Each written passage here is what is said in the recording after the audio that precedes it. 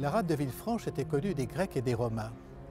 Protégée du vent, cet abri naturel de la Grande Bleue devint un lieu d'escale prisé par les marines nationales et par la suite s'impose comme le premier port de croisière en France.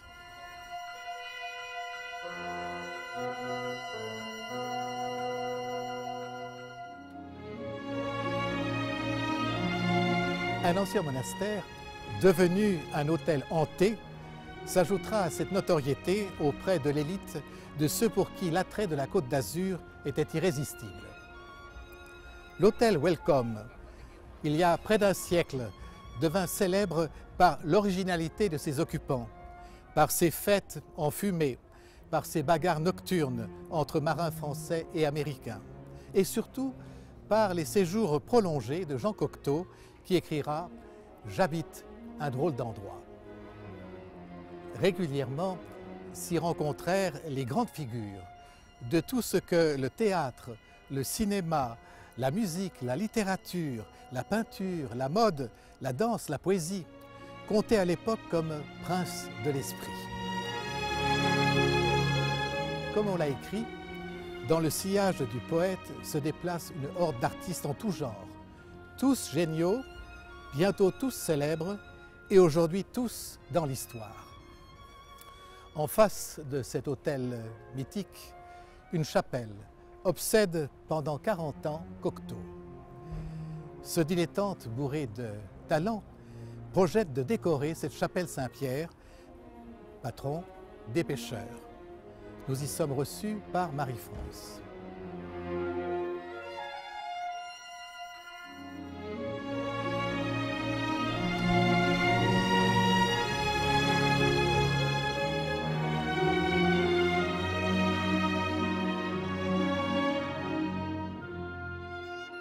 Bonjour mon père.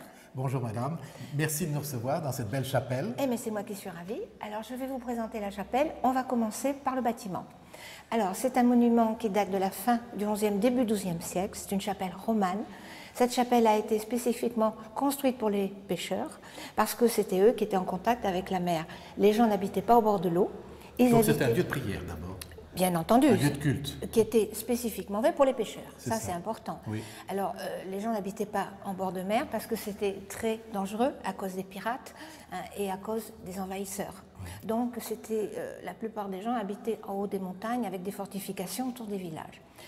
Cette chapelle a brûlé en 1860 et elle a été cédée aux pêcheurs, disons qu'ils se la sont appropriée. Alors, ils se sont installés là et c'est devenu une remise à filet.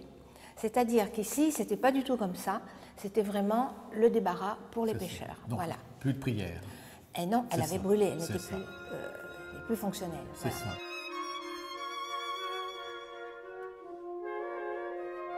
Cocteau écrivait à Jean Marais « Je suis émerveillé par la petite chapelle de Villefranche que je prenais pour une vieille clocharde endormie sous les filets de pêche et qui, au nettoyage, se montre une ravissante jeune personne romane.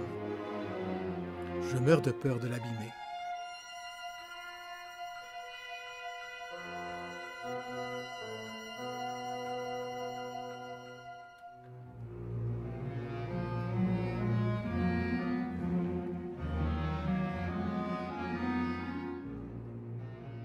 Cocteau connaissait la chapelle, mais dans sa jeunesse, il n'y a pas pensé. Hein.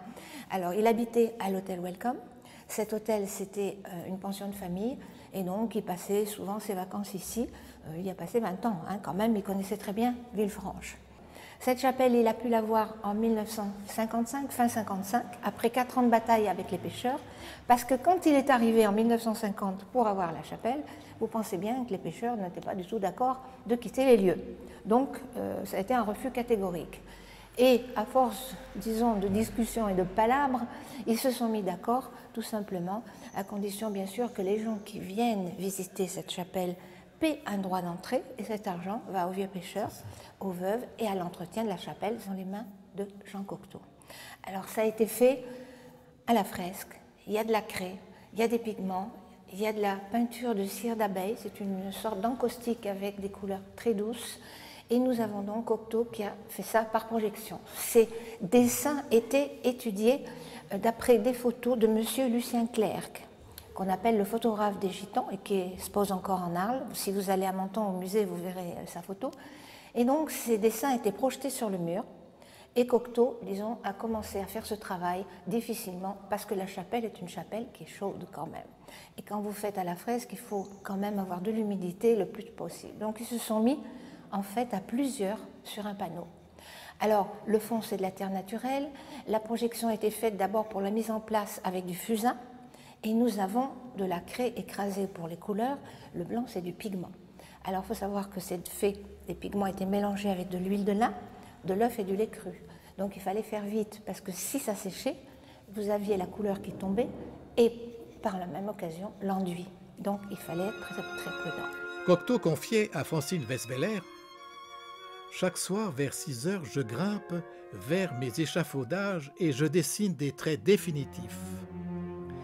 Si j'arrive au bout de la besogne, la chapelle sera merveilleuse et tu seras la marraine d'un lieu vraiment exceptionnel. Je suis amoureux de cette chapelle et si je ne croyais pas faire la plus belle chose au monde, je me coucherais et je dormirais. Alors nous avons donc cette projection qui a été faite. Cocteau travaillait à Santo Sospir, la villa où il habitait chez Madame Weisbeller. Et vous avez ce noir définitif qui est du noir d'aniline. Alors si vous regardez l'intérieur du panier, on verra tout à l'heure, du Ursa, vous avez du noir très très noir. Seulement c'était trop noir. Et Cocteau a dit il faut absolument faire quelque chose. On va poncer la chapelle. Et ils ont entièrement poncé le noir de la chapelle. Vous imaginez le travail, les échafaudages n'étant pas ce que nous avons maintenant. Et puis surtout, ce sont les artistes eux-mêmes qui ont travaillé parce qu'il fallait monter et descendre. Enfin, c'était tout un bins, comme on dit. Voilà. Et en plus, Cocteau avait eu une crise cardiaque. Oui, 3 exactement. ans avant. 3 jours avant. Et le médecin lui avait dit interdiction absolue. Il faut que vous alliez dans les hauteurs. Ben, il a dit je suis au-dessus des échafaudages. Voilà. Donc il y était. Voilà. Enfermé dans la chapelle de Villefranche, comme un pharaon qui peindrait son propre sarcophage, ni jour ni nuit, je me décourage. Je me couche que si le mur parle à ma place.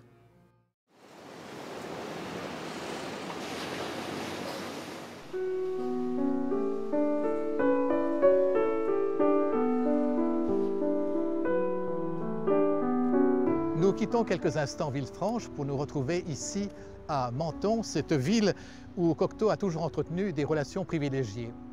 Et c'est précisément en s'y promenant qu'il a découvert ce fortin du XVIIe siècle. Nous allons y faire une halte en compagnie du père Alain Guanot afin de pouvoir essayer de saisir quelles sont la ou les croyances du poète.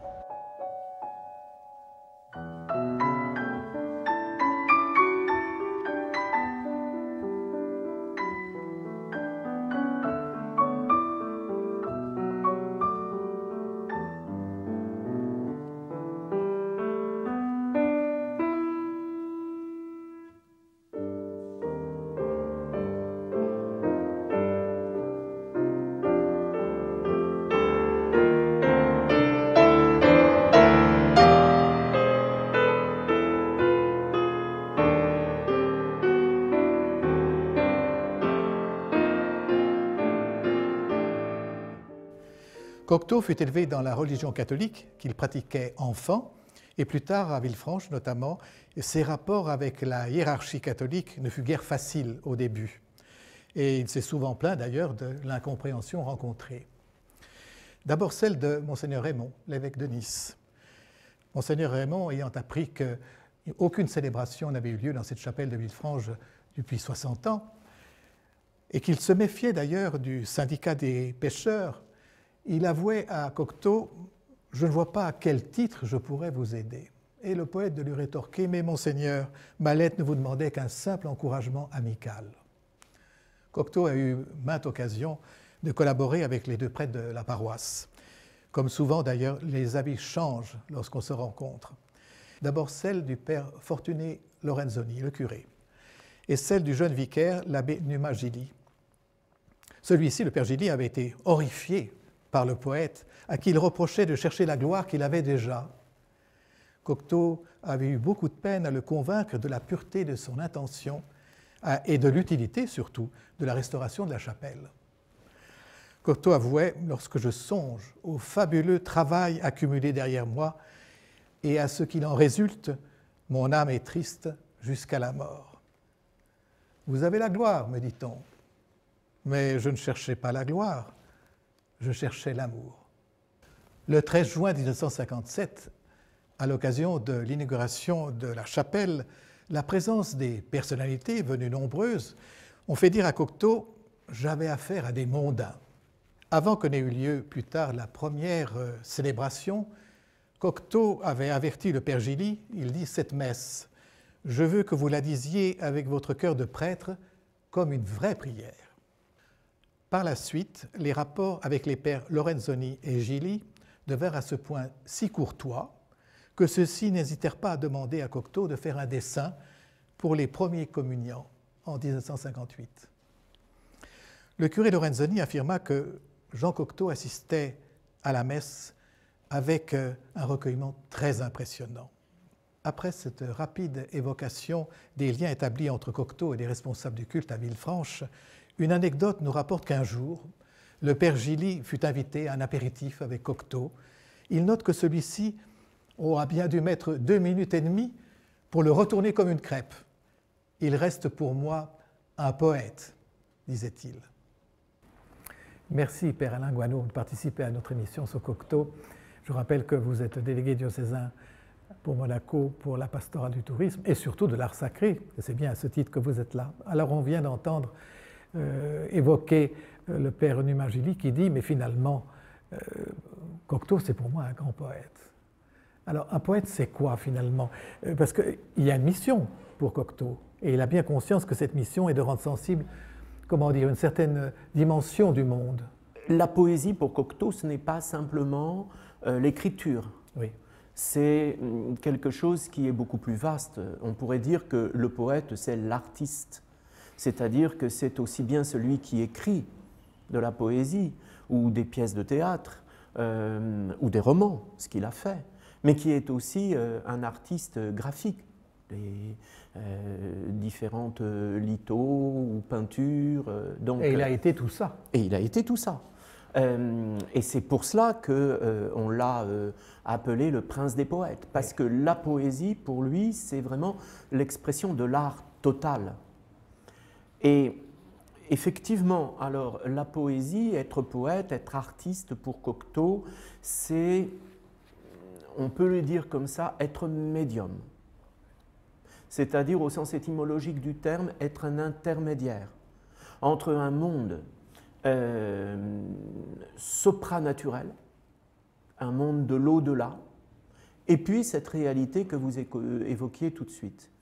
Donc, il va, à partir de son acceptation d'être un médium, ce qui n'est pas évident parce que ça va nécessiter pour lui une certaine ascèse. Oui. Humilité.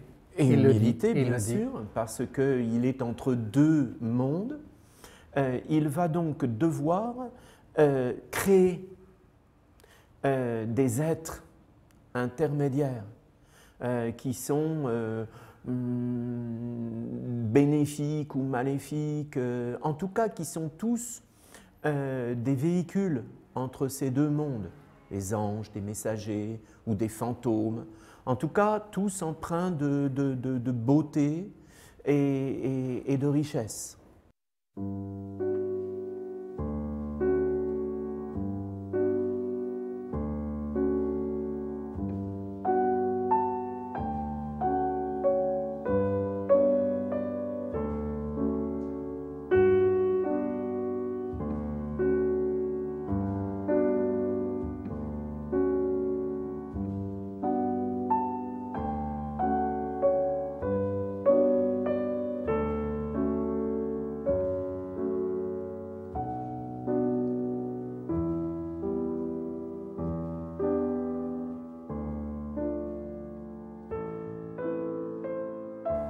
On peut se poser la question de savoir où est le libre arbitre du poète pour Cocteau, et d'une manière générale. Parce qu'il dit, et il l'expérimente, et il le vit, que le poète est habité, on pourrait presque dire possédé par quelque chose d'autre qui est de l'ordre de la mystique. Oui. D'ailleurs, il dit, ce qu'il y a dans l'homme de plus divin, c'est le don de créer. Oui, c'est un don. C'est un don. Et vous dites, c'est une grâce également. C'est une grâce, c'est un don. C'est la même chose, une grâce, un don. Mais évidemment, toute grâce, tout don nécessite cependant une exigence, oui. une contrainte. Parce que à tout cadeau, à tout don correspond une charge. Et il sent bien, lui, Cocteau, la responsabilité qu'il a dans ce monde d'être ce, entre guillemets, grand prêtre du soleil, disait-il, pour faire passer quelque chose d'ailleurs à notre monde d'ici-bas. Oui. Alors, la poésie étant l'élégance même, elle ne saurait être visible, dit-il. À quoi sert-elle? À rien. À rien, parce que il disait par rapport à l'art, c'est inutile si nécessaire. Elle ne sert à rien si ce n'est à être davantage humain, mais d'être davantage également branché sur toutes sortes de réalités qui dépassent la simple immédiateté du monde. Oui.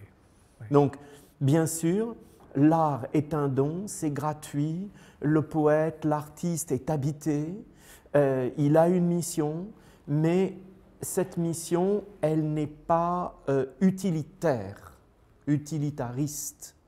Cette mission, elle est celle d'un surplus d'âme et d'humanité. Gratuit.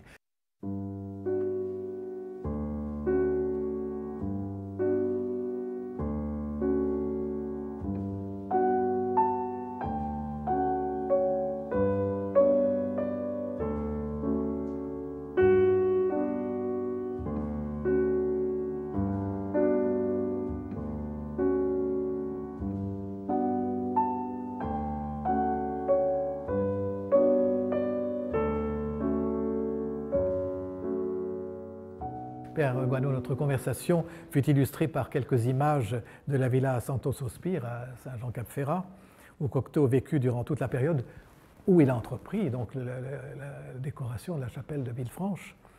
Villefranche, où nous nous retrouvons maintenant dans la chapelle, en compagnie de Marie-France, non sans avoir encore une fois cité Cocteau. Cocteau dit « Le poète, depuis toujours, est un danger public ». Oui, c'est un danger public parce qu'il va à l'encontre de tout ce que le monde sage, oui, le monde raisonnable a mis comme règle de vie. Cocteau dit à un moment, en faisant parler Dieu, que le tribunal que l'on a imaginé, le tribunal divin, ferait rire les anges. Parce que pour lui, le poète, c'est l'homme libre par excellence, qui doit être aussi un peu le moteur de cette liberté. Donc le poète, d'une certaine manière, est un révolutionnaire né.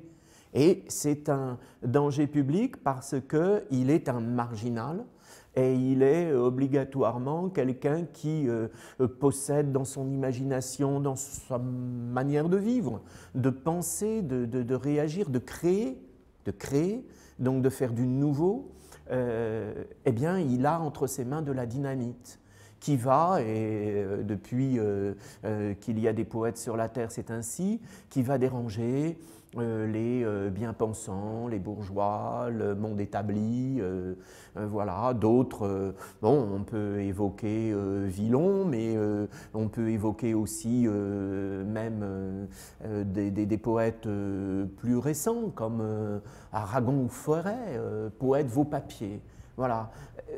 On est dans un monde intermédiaire où effectivement la loi n'est pas la même.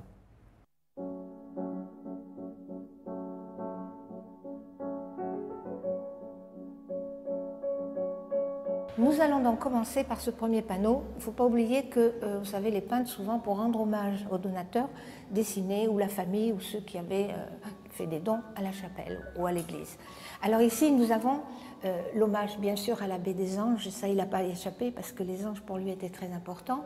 Et puis vous avez l'hommage aux femmes des pêcheurs et aux pêcheurs bien entendu, puisqu'ils ont eu la gentillesse de laisser la chapelle dans les mains de Cocteau. Alors, je vous parlais de photos sur lesquelles il travaillait. Si vous regardez bien ces anges, eh ben, c'est une photo de basketballeur qui a servi de modèle. Les gens s'amusent au basketball. Alors, il y a certains anges qui ont de la pilosité sous les bras.